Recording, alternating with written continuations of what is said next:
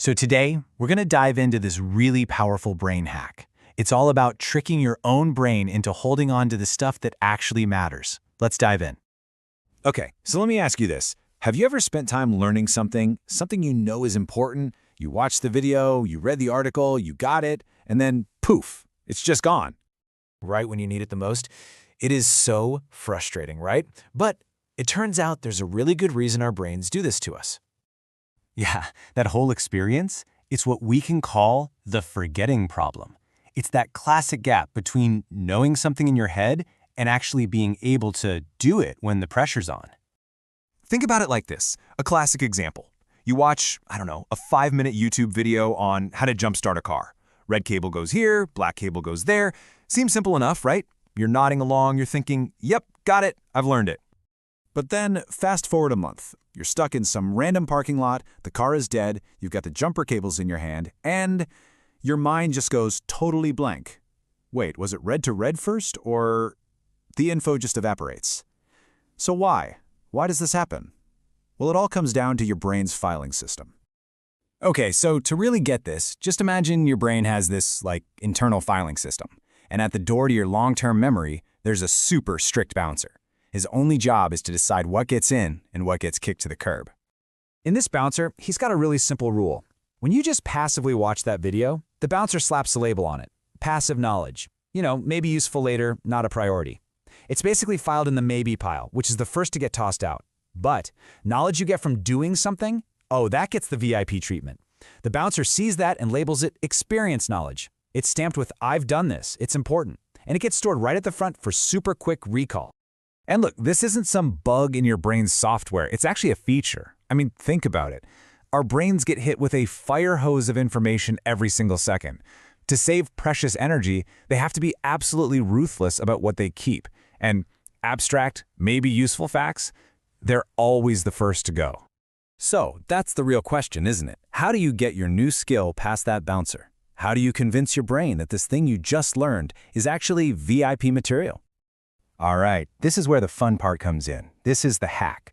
It's a technique that basically creates a virtual experience. You're going to trick your brain into thinking you've already done the thing you're trying to learn. Here's the core idea, and it's pretty wild. When you vividly, and I mean vividly, imagine yourself doing something, your brain has a hard time telling the difference between that and a real memory. So it processes that imagined event like a real experience, and that mental bouncer goes, oh, this is useful, and stores it away for you. This amazing technique is called mental simulation. What you're doing is creating this super rich, detailed, multisensory experience inside your head. You're not just vaguely thinking about it, you are virtually living it. Okay, so how do you actually do it? Let's break it down into 4 steps, using our dead car battery example.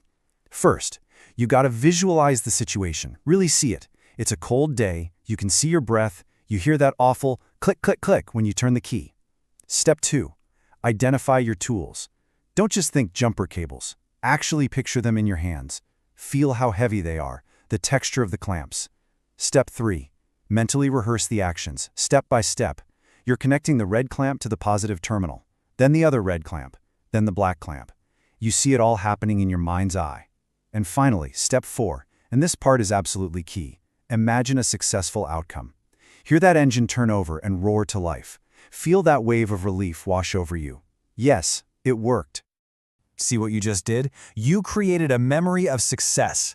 That bouncer in your brain just saw that experience and went, okay, got it, this person knows how to jumpstart a car, filing this away for easy access. Suddenly, your imagination is like your most powerful learning superpower.